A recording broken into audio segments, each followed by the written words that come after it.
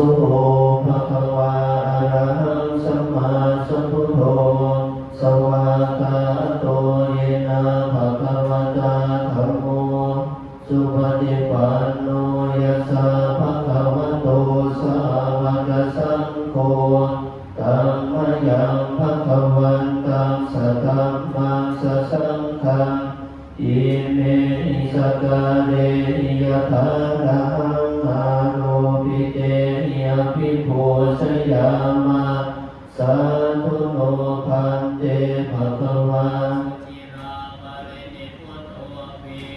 ปัจฉิมาชนะทานุคัมปมานัสสะอิเมสกาเรตุกตาปันนาทานะภูเตปฏิคันหาตุอัมหากังกิกรตังหิตายาสุขายาอะระหังสัมมาสัมพุทโธภะคะวาพุทธังภะคะวันตังอภิวาเทมิสวากขาโตภะคะวะตาธัมโมธัมมังนัมมัสสา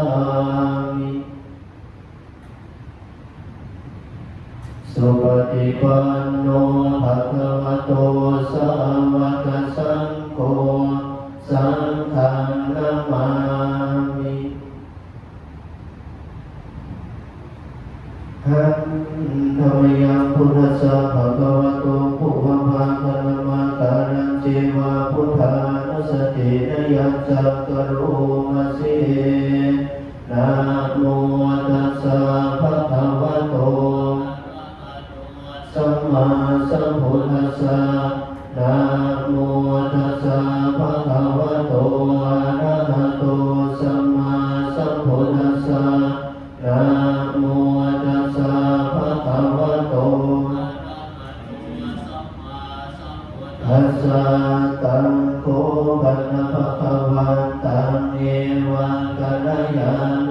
กิตติสัตโตอะภุคโตอิติปิโสภะคะวะอะระหังสัมมาสัมพุทโธวิสัจจารณสัมปันโนสุขโตโลกวิโตอนุตตโรปุริสธรรมสารติสัทธาเทวมนุสสพุทโธภะคะวะติกายนวาจายนวเจตสาวะพุทเทกุกัมมังปะตังมยายังพุทโธปฏิคันหตุอัจฉยันตังกานันตะเรสังวริตุมภะพุทเทหันธรรมยังธัมมานุสตินะยังกโรมะเสสวากขาโตภะคะวะตาธัมโมสันเทติโกอาตาติโกเอหิปัสสิโกโอปัญญิโกปัจจตังเวทิตาโพโยหิติกายนวาจายนวเจตสาวะธัมมิกุกัมมังปะตังมยายังธัมโมปฏิคันหตุอัจฉยันตังกานันตะเรสังวริตุธัมเมหันธรรมยังสังฆานุสตินะยังกโรมะเสสุปฏิปันโน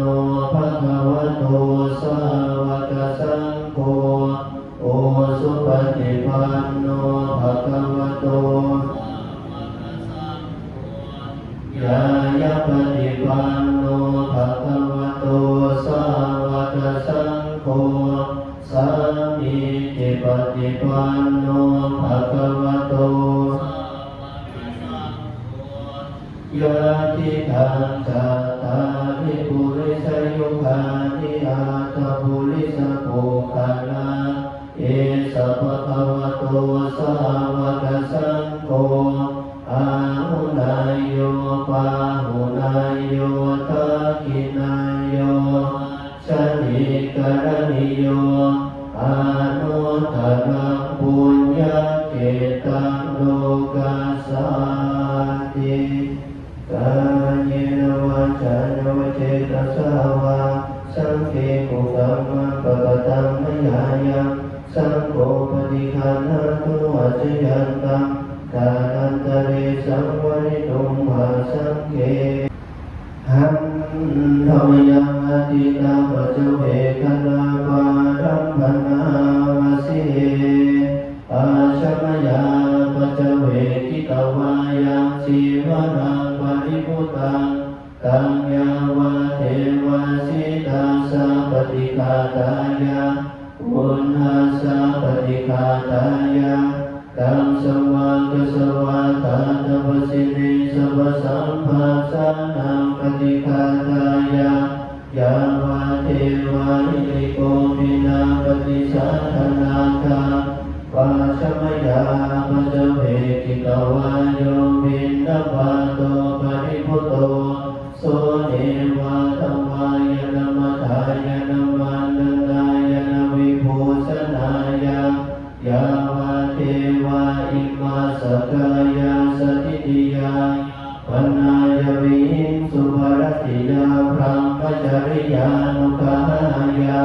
อิติปุรานันจเวทนังปฏิหังคามินวันจเวทนังนอุปาเทสามิยาตราจเมภวิสติยนวัสตาสมยาปัจเจเวกิตวายังเสนาสนังปริพุตังตังยาวะเทวะสิตาสะปฏิฆาตายะอุณหาสะปฏิฆาตายะตังสมาตสวะตาตวสิริสัพสัมภาสานังปฏิฆาตายะยาวะเทวะอุตุปนิสยาวิโนทนังปฏิสันดานารามาทังอาชมยาปัจเจเวกิตวาโยกิลานะปัจจยาสัสสะริกาโรปริพุตโตโสยาวะเทวะอุปันนานังไวยาภาติกานังเวทนานังปฏิฆาตายะอาภยาปาสัมปรมัตถายาติอิมินาปุญญกัมเมนะอุปัสสยปุณุตราจาริโยภการาจามาตังสุริโยจันติมาราสกุณวันตานาราวิจาพรหมมาราจาอิทาจาโลกาภาราจาเทวตายโมมิตากามิจาสะเพสัตตาสุเขหุโตปุญญานิปกตานิเมสุขังจาเทเวทัมเตโตเกภาปะเปตาโวมาตังอินาปุญญากัมเมนาอิมินาโอทิเสนาจักเกปะหังเจวะตานุปาทานาเสธานังเอสันธานิหินาธัมมังสัพพะทาเยวายาทัสสะโตภาเวภาเวโอสุจิตังสัพพิปัญญาสัพเพโกวิริยามินามาราระพันตุโนกาตุจาวิริเยสุเมพุทธาเทภาวะโดนาโตธัมโมนาโตวะโรธัมโมนาโตปัจเจกาพุทโธจะสังโฆนาโตทะโรมามังนุภาเวธัมมาโรกาสังฆาปันตุมายันเตนะภะคะวะตาสะนะตาปัสสะตาอะระหะตาสัมมาสัมพุทเทนะปัตตมังปาราชิกังปัญญาตันติเวสานิยังปัญญาตันติกังอาราภาติสุทินังกรังคพุตังพระปาติกิสมิงวัตุสมิงดิสุทินโนกรังคพุโตปุราณตุวิจิกายเมตุนังธัมปฏิเสวิตาสมิงวัตุสมิงติเตนะสมัยเยนะพุทโธ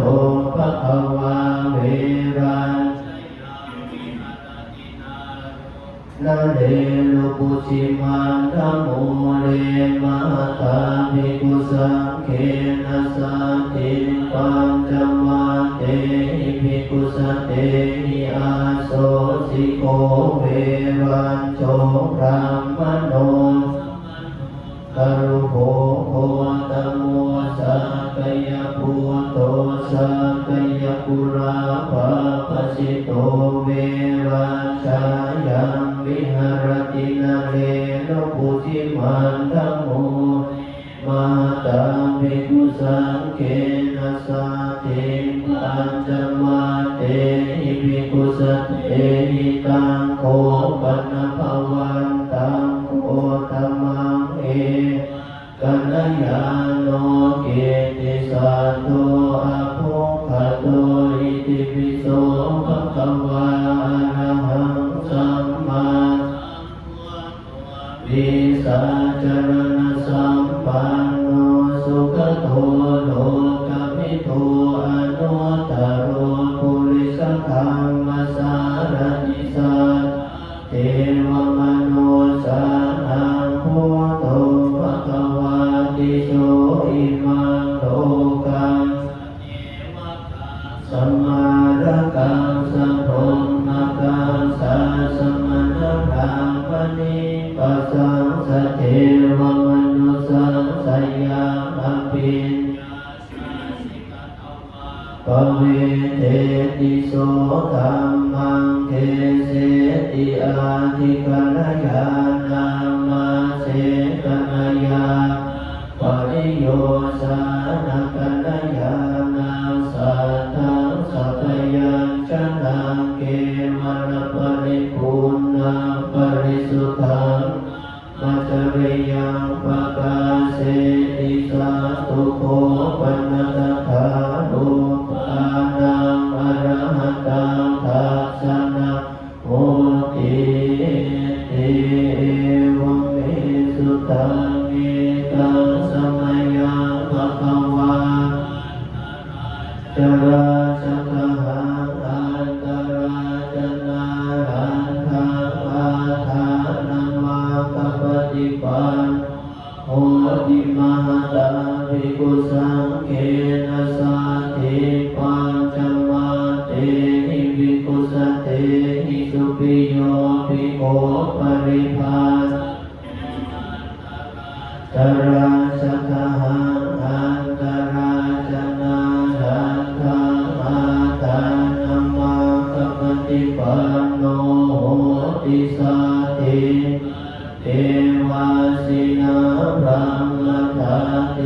นะมานะเวนะตาตระสุขังสุปิโยปริภาชโกอเนกปริยา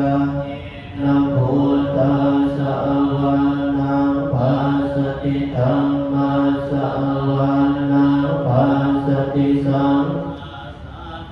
อวันนังภาสติสุปิยาสัพพะปริภาสกาสะอันเทวาสิธรรมทันโตมานะโวอนิปริยาเยนะพุทธัสสะวันนังภาสติธัมสวันนังภาสติสังฆาสวันนังภาสติอิติหเตอุปโภอาจาริยันวาสีอัญญมัญญาสะอุจุวิปัสสนิกวาทาภะคะวะตาปิติโตอนุพันธะโหติภิกขุสังฆังจามิตันตสัพพะโลกัสสมิภาวะเยอปริมาณังอุทธัมมโตจติริยัญจาสัมภาตังอเวรังอสสปัตติตัญจารานิสินโนวาสยาโนวายาวตาสวิคตเมโตเอตังสติอเทถายะโภคเมตังวิหารังอิทัมมาหุเต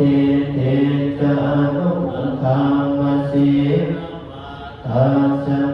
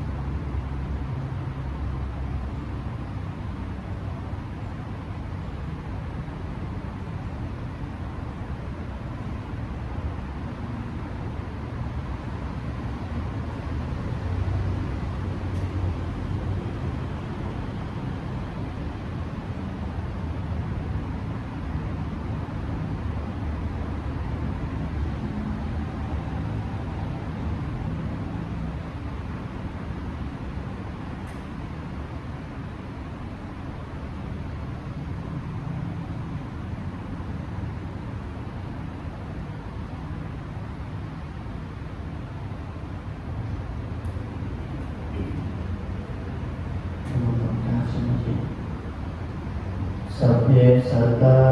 ขอสรรพสัตว์ทั้งหลายที่เป็นเพื่อนทุกข์เกิดแก่เจ็บตายด้วยกันทั้งหมดทั้งสิ้นนาเวลาพยาปัสสะอานิกาหุนตุขอให้ทั้งหลายจงเป็นสุขเถิดอย่าได้จงเวรอย่าได้เบียดเบียนอย่าได้มีภัยอย่าได้มีความทุกข์กายทุกข์ใจซึ่งกันและกันเลยสัพเพสัตตาว่าสัตว์ทั้งหลายที่เป็นเพื่อนทุกข์เกิดแก่เจ็บตายด้วยกันทั้งหมดทั้งสิ้นสุขีอัตตานังปริหารันตุขอให้ทั้งหลายจงมีความสุขเถิดสัพพสัตว์เหล่าใดที่มีความทุกข์ขอให้พ้นจากทุกข์เถิดสัพพสัตว์เหล่าใดที่มีความสุขแล้วขอให้ได้รับความสุขยิ่งขึ้นไปอีกทั้งโน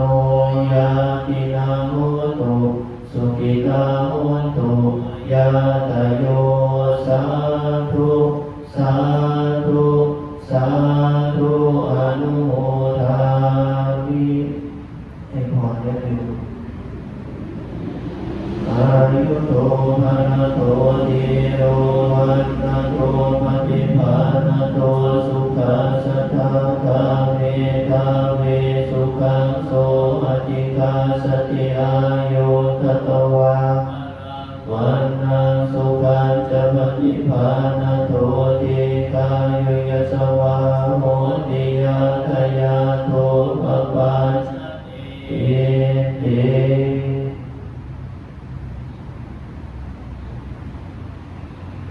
อะระหังสัมมาสัมพุทโธภะคะวาพุทธังภะคะวันตังอภิวาเทสวากขาโตภะคะวะตาธัมโมธัมมังนัมมัสสามิสุปฏิปันโนภะคะวะโตสา